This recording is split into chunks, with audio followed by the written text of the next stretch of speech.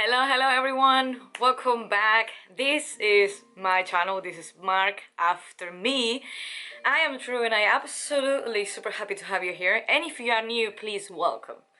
Welcome. Subscribe, follow me back, and we can keep each other because I have a lot of content to share with you. I just have to say, the astrology have a lot of squares in this month. We have a lot of tension in this month.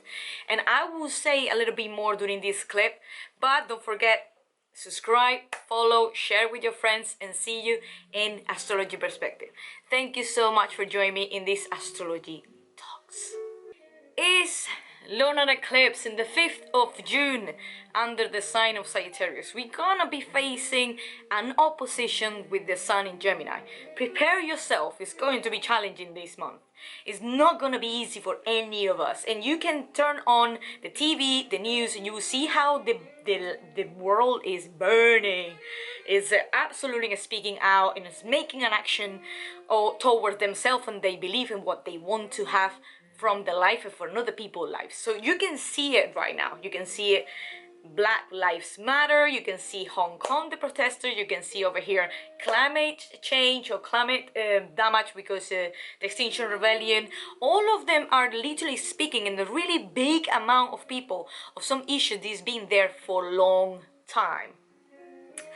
So we're gonna start with the lunar eclipse because it's going to be the three alignment. We have the sun, we have the moon, and we have the earth. Most of the time is when the moon go in the shadow part of the earth, but it's alignment with the sun.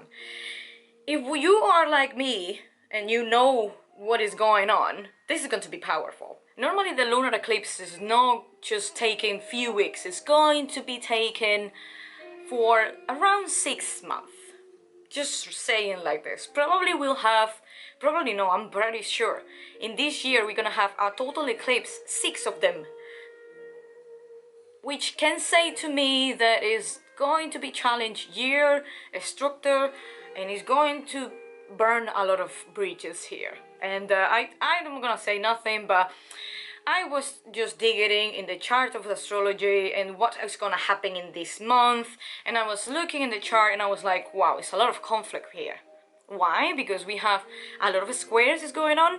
When squares mean aspects between two planets, it probably will be, no, probably not, it is. The energy is conflicting to each other. Plus, we're gonna have already, we are Pluto retrograding, we are not gonna stop until October, which means we are peeling out a lot of transformation internally.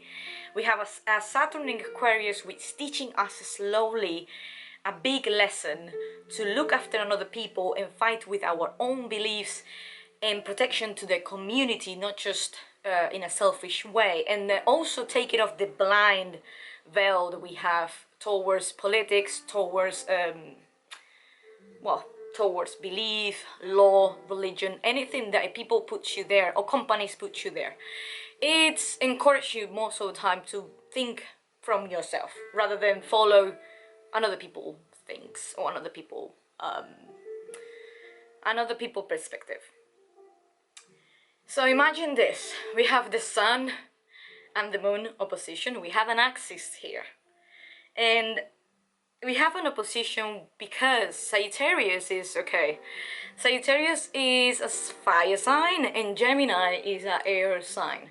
We are talking about two different absolutely elements, that's first of all. Second of all, we have Sagittarius who is the highest mind, and you have Gemini who is the lowest mind. There is no bad thing, it's just a way to equilibrate, because normally Sagittarius are the one who are following more for intuition, is still really intellectual, because this axis between these two is a very intellectual and it's very, very heady in its intellectual connection. So we shouldn't neglect any of, how I can say, any of the knowledge that both of them they can bring you. So you can't go too much extreme to Sagittarius and neither go too much to Gemini. We need to find a balance. So we talk about the highest mind and we talk about the lower mind.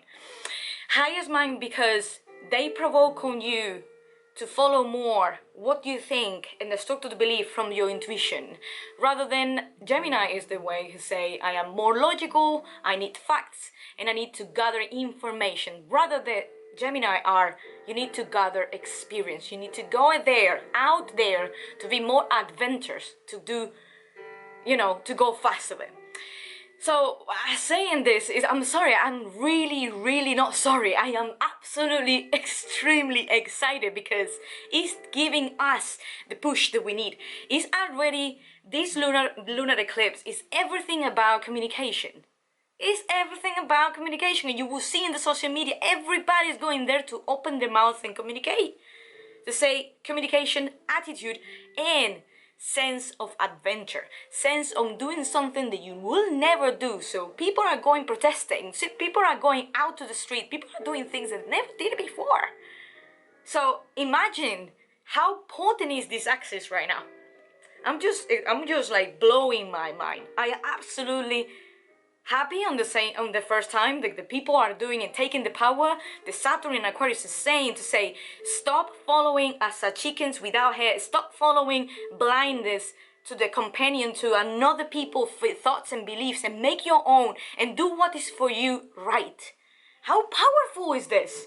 You will see with Black Lives Matter that is absolutely there. People are going out. Because what I have to say, this lunar eclipse is showing out nothing new.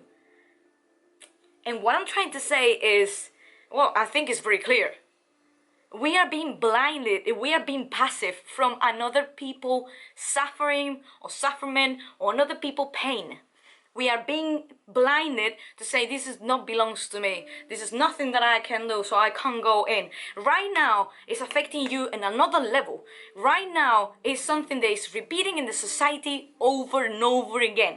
The same with the climate change, the same that is protesters in Hong Kong, that is being almost a year for protesting for their own freedom of speak. Then you're gonna have Black Lives Matter. This is another big thing. This axis is all about to say, it's nothing bring it out, but it's something that you was building inside you for a very long time, and it's needed now to put it out. It's needed now to you make an action. And you probably feel the rush to create, to go out, to speak out, to put your feet on the ground and say, from here, this is what I do believe. And you're pretty sure about it. And I can see it, like I can feel it around me and around social media. I have to say, and I'm very proud of the society, and I'm very proud that we as a community are doing this. I'm really proud. I'm really happy of the progress because people are waking up. And this is Neptune in Pisces. As I said to you, I think it's still retrograding. And if it's not retrograding, it's a big awake. Neptune in Pisces is going to talk about intuition. Neptune in Pisces is going to say everything that is related with your internal spiritual connection. So watch out, because this is going to be a roller coaster.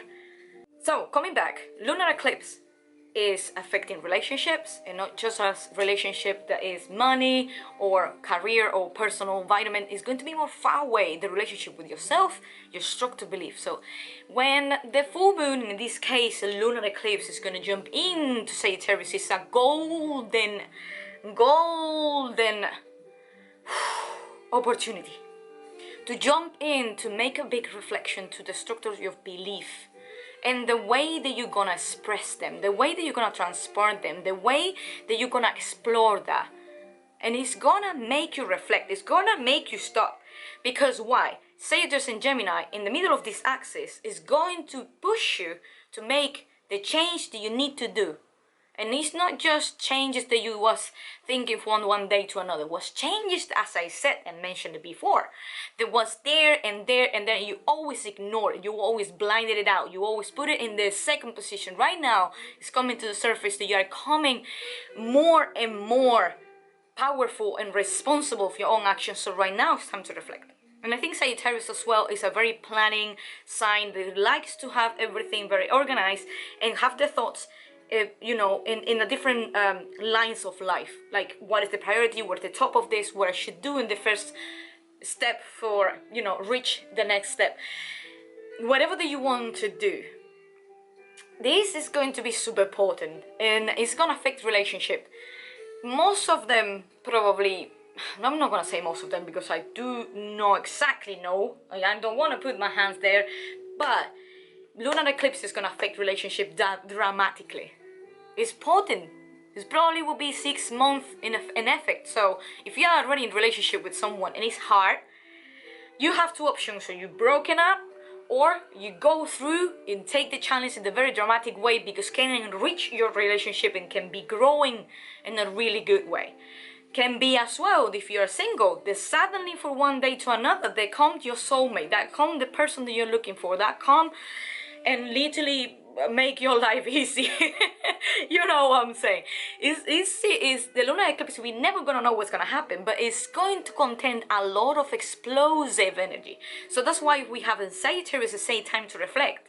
Before you're gonna do anything impulsive, you need to go by intuition. You need to go for what is the structure of yourself, what is the core of your values. And I really like it though. It's not, oh yeah, what is logically, or what is this fact, this makes sense, this not make sense. No, no, no. Sagittarius is asking you, hey, this, what do you feel in your guts? Is this feel right? Be ignoring this issue is make you feel right? Like doing, not doing nothing for whatever the happening in the world is making you feel right, or you want to do something. And probably you will go and do something. And I see people already doing something. So for me, proof that big part of the astrology affect to the people in the very big masses. We're gonna touch a lot now, the aspects. Whoo! Aspects. Check this out. Mars in Pisces is going to be squaring with Venus in Gemini. Oh la la. Guys, this is another matter. And this is going to be another ball that I want to touch. Watch out your sexual energy. Yes, you hear me well. Sexual energy. All of us have sexual needs.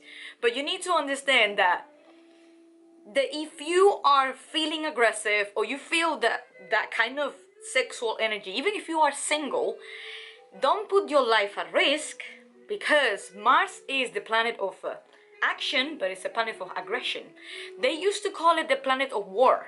So imagine how much energy of that aggressive feelings you can have inside. So just have an idea. You can do whatever you want. This is going to be a guide, and you choose whatever you wanted. But if you are feeling naturally like every day quite like, oh, I think that I'm gonna explode, or I have a lot of tons of energy, or I'm quite thirsty in that way, just be really careful. More if you're single, don't put your life at risk. Or if you are dating, don't lower your standards because you have needs to have to say.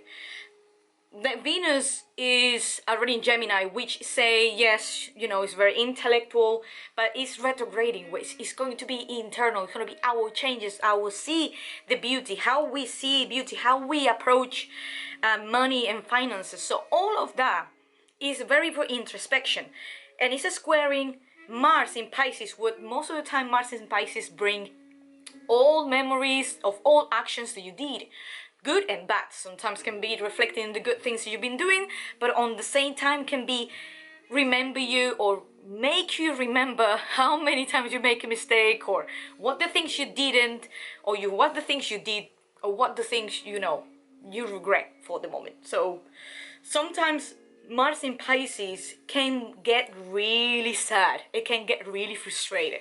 You will see that it is a love-hate relationship, Mars and Venus, male and female. It's a conflict because we have a square there. But check this out. Venus is in retrograde.